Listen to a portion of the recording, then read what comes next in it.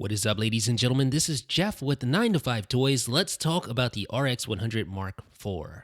Now, the reason I love this camera is because it is super compact. And when I say super compact, I really mean it. It's really tiny, and it includes a ton of different features inside of this little form factor.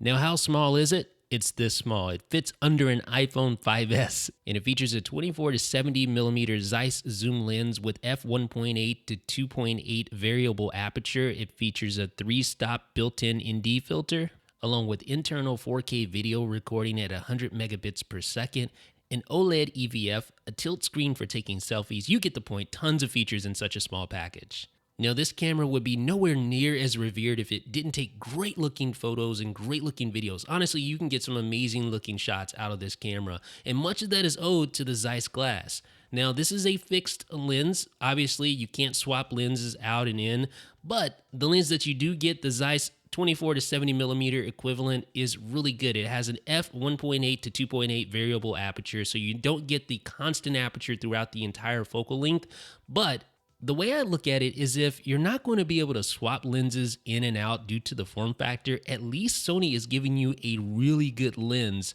with the RX100 Mark IV.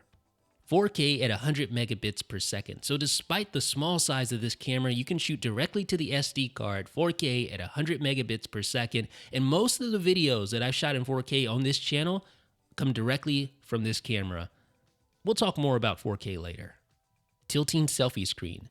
If you shoot YouTube videos or vlogs or just want to take a selfie, this is the perfect camera for that because the screen literally tilts 180 degrees so that you can see yourself while you shoot, just like this.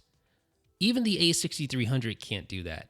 Really, if you're someone who stands in front of the camera on a regular basis and maybe does vlogs or whatever the case may be, this is an amazing feature that you will use all the time. Trust me on that one. But the thing is, it's not just for selfies. I use this all the time when just shooting video. Maybe I'm standing above the camera and I need to be able to frame the shot as I stand above the camera. Don't have to kneel down because I can use this tilting screen just like that. It's hard for me to overstate just how useful this feature is because I'm always at some weird angle trying to capture or frame a shot, and this helps me immensely. And I think if you do vlogs or any other sort of YouTube videos, you're going to love this. OLED EVF. Now, I'll be the first to say I don't often use the viewfinder on this camera, but when you're in bright settings, it's an absolute lifesaver because you cannot see the screen when you're in direct sunlight. You have to be able to rely on a viewfinder, and this EVF is great. Not as good as the A6300 EVF, but much improved over the RX100 Mark III's EVF. Built-in 3-stop ND filter. This is the unheralded star feature of this camera. A built-in ND filter. So that means that I can shoot wide open in super bright settings without having to attach an external neutral density filter onto this camera because it has a built-in filter. You just turn it on like this and there, see the scene get darker? So that allows me to open up the aperture. Right now I'm wide open at f1.8. I don't have to use these external filters. It makes it super easy to quickly turn on the ND filter because it's built right into the camera. Great for shooting outdoors and in bright settings. Now let's talk about a few things about this camera that I don't particularly like, starting with the fact that there's no touchscreen. And this isn't just on the RX100 Mark IV. Sony seems to believe that touchscreens are a dumb idea on cameras across the board. 5-minute 4K limit. So as I noted earlier, you can shoot 4K with this camera, but you are going to encounter, as you see right here, a limit. And when you reach 5 minutes, 4K video recording just stops and you have to continue it again. But keep in mind that this camera will overheat with continuous 4K shooting. So you're going to see this thing just absolutely shut down and tell you that things are too hot right now. And you're going to see it shut down. So just keep that in mind. You're going to be able to shoot 4K video in bursts, just not for long continuous sessions.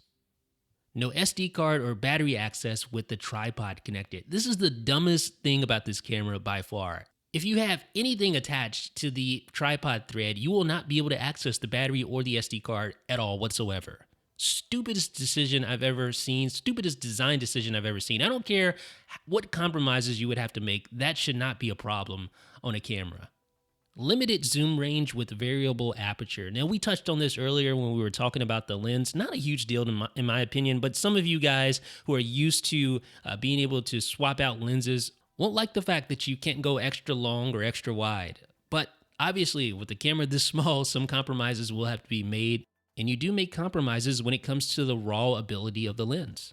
Clunky menu system and terrible Wi-Fi connectivity options. If you've ever used a Sony camera before, then this is absolutely nothing new. Sony's cameras have always been terrible when it comes to navigating the menu, and they've always been terrible when it comes to Wi-Fi connectivity, in my opinion.